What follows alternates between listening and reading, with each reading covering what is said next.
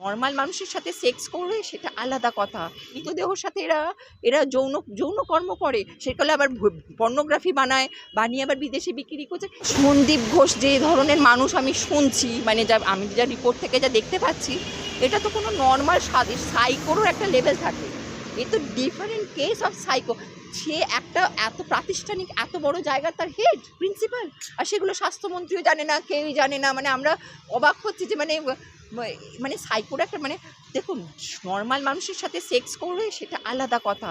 এ তো dead body, মানে dead বডির সাথে পর্নোগ্রাফি, মানে নেক্রোফিলিয়া রয়েছে, মানে এরকম নেক্রোফিলিয়া পার্সন, মানে আমি তো মানে আমরা সাধারণ মানুষ এগুলো কল্পনাও ভাবতে পারবো না। এগুলো নেক্রোফিলিয়া মানে ডেড বডির সাথে, মৃতদেহর সাথে এরা এরা যৌন যৌন কর্ম করে, সেগুলো আবার পর্নোগ্রাফি বানায়, বানিয়ে আবার বিদেশে বিক্রি করছে। এগুলো কি সুস্থ মানুষ? এগুলো সমাজে সুস্থ মানুষের একটা ডেফিনেশন থাকে। এর মানে অসুস্থ হলেও আমি একটা চিকিৎসা হয়, এর কী চিকিৎসা আমি জানি না, আমি তো সাইকোলজিস্ট নই, আমি বলতে পারবো না।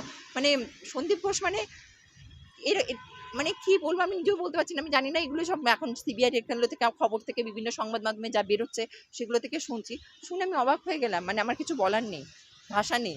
আমাদের মুখ্যমন্ত্রী এই 12 ভাতারি মেয়েগুলোকে নিয়ে যত নাচানাচি, কুইন্টাল কুইন্টাল জল বেরিয়ে আসছে এবং সেখানে মানুষের এরকম দুর্ভাগ্যজনক অবস্থা যে বাড়ি ঘর কিচ্ছু নেই, রাস্তায় মানুষ দাঁড়িয়ে পড়েছে। রচনা ব্যানার্জিকে আমার মনে হয় ওকে এতে পাঠানো উচিত, প্রাইমারি স্কুলে পাঠানো উচিত। ওরা সংসদ হয়ে আজকে ওরা একটা জনপ্রতিনিধি হয়ে ওদের এইটুকু সেন্স নেই কোনটা কুইন্টাল আর কোনটা কিউসেক। কিছু মনে করবেন না, এই মুখ্যমন্ত্রীও যেমন বলে 1,500 কেজি ওজনের বাচ্চা মহাভারত রচনা করেছে কাজী নজরুল ইসলাম, তেমনি রচনাও বলতে শুরু করেছেন যে যেমন ওনার ম্যাডাম তেমনি উনি দুজনেই সমান, কম নয়। এরা তো অ্যাকচুয়ালি পাবলিক খিল্লি করতে বেরিয়েছে, আর কিছু না। আর রচনা ব্যানার্জি সম্পর্কে যত কম কথা বলা যায় ততই ভালো। কিছু এদের অফিসিয়ালি 3-4টে করে বর, এদের তো 3-4 বার করে বিয়ে, আর এইসব মানুষগুলোকে মুখ্যমন্ত্রী নামিয়েছে। আমি কোনো রাজ্যে এরকম দেখিনি যে এইসব বলতে নেই, খুব বলতে খারাপ লাগছে এইসব 12 ভাতারি মেয়েগুলোকে নিয়ে নাচানাচি।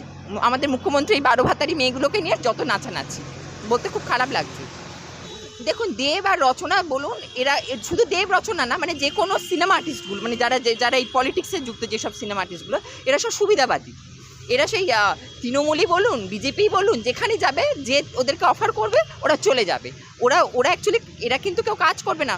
তবু আমি বলবো, যারা অরিজিনাল পলিটিশিয়ান তারা তবু হলেও যাবে, গিয়ে কাজ করবে, কিন্তু এরা কেউ কাজ করবে না। এরা শুটিং নিয়ে সারাক্ষণ ব্যস্ত থাকবে।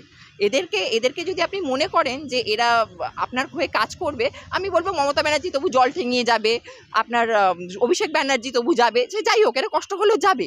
কিন্তু এই রচনা ফচনা এরা হচ্ছে সুবিধাবাদী, রচনা দেব এরা হচ্ছে সুবিধাবাদী। এদের কথা বলে লাভ নেই, কারণ এরা হচ্ছে তাহলে 10 বছর ধরে কী করেছিল? আমার বক্তব্য হচ্ছে ও তো আজ থেকে এমএলএ বা এমপি নয়, ও তো এমপি তো অনেক দিন ধরে আছে। তাহলে এতদিন তাহলে তো মানে হঠাৎ হবে তখন আমি কাজ করব, তাহলে এতদিন করলো না কেন?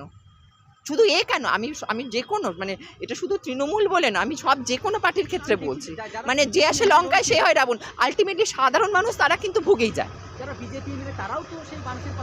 সেটাই তো আমি বললাম, এতক্ষণ তো আমি সেটাই বললাম যে শুধু তৃণমূল বলে না, বিজেপি বলুন, সিপিএম বলুন, ওরা যে কোনো রাজনৈতিক দল, ওকে কাদা ছুটছে, ওকে কাদা ছুটছে।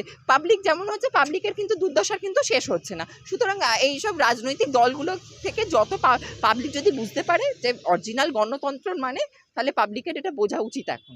দেখুন, আন্দোলন হয়তো ক্ষণিকের জন্য থেমে যেতে পারে, হয়তো কোনো কারণে বন্ধ হয়ে যেতে পারে, হতেই পারে, চাপা এখন তো অনেক কিছু ব্যাপার স্যাপার থাকে, যদি ওগুলো হয়ে করে দিতে পারে। এর আগেও আমরা দেখেছি অনেক কেস বন্ধ হয়ে গেছে, তো হয়তো ক্ষণিকের জন্য হয়তো হতে পারে। কিন্তু আমার বাবা একটা কথা বলতেন, কি জানেন তো? আমার বাবা বলতেন যে আজকে দুরকম রেজাল্ট থাকে, যারা এই ধরনের কাজ করেছে, নারকীয় ঘটনা ঘটেছে, দুরকমের কাজ থাকে। সেটা হচ্ছে, একটা হচ্ছে তাৎক্ষণিক রেজাল্ট, আপনি আগুনে হাত দেবেন সঙ্গে সঙ্গে আপনার হাতটা পুড়ে যাবে। আর একটা হচ্ছে, আপনি আজকে আম গাছ পুঁতবেন, আম গাছ কিন্তু বড় হয়ে 10 বছর টাইম নেবে ফল দিতে। সুতরাং কিছু ফল আপনাকে তাৎক্ষণিক দেবে, কিছু ফল আপনাকে কি করবে, অনেক দেরিতে দেবে। সুতরাং যারা মনে করেছেন যে এখন আমরা ক্ষণিকের জন্য আমরা রিলিফ পেয়ে গেলাম, এটা ভাববেন আপনাকে কিন্তু ভবিষ্যতে ভুগতে হবে। এটা হচ্ছে একদম ভগবান শ্রীকৃষ্ণের বাণী। তাহলে কর্ম বলে একটা কথা আছে না? সিনেমা আর্টিস্টরা বলেছিল উৎসবে ফিরবো না, তারপরেও তাদের একাধিক সিনেমা আমি বলবো এদের মনুষ্যত্ব নেই, কিছু মনে করবেন না, এরা পয়সার জন্য এসছে, আমি বারবার বলছি তো, এদের সিনেমার জগতে এরা শুধু টাকা কামাতে এসছে। এদের যদি মানবিকতা থাকতো না, তাহলে গিয়ে ওইখানে ওই লোকেদের পাশে গিয়ে বসে থাকতো যে না, যতক্ষণ না কাজ হচ্ছে আমি এখান থেকে যাব না। তাহলে এদের এইটা দরকার ছিল, এরা কি সেইটা করে? এরা সেইটা করে না, এরা শুধু বড় বড় বাত, ভোটের আগে খুব নাচানাচি এদের, শুধু প্রত্যেকে। আমি শুধু যে মানে হয়তো বলবেন যে শুধু শাসক দল ভাবে যে আমি ওদের বিরোধী, আমি কিন্তু ওদের বিরোধী বা এদের বিরোধী এরকম বলছি না, আমি ইন জেনারেল কথাটা বলছি। মানে এরা খুব নাচানাচি, ভোটের আগে খুব নাচানাচি করে, তারপর আর তাদের কাউকে পাত্তা পাবেন না।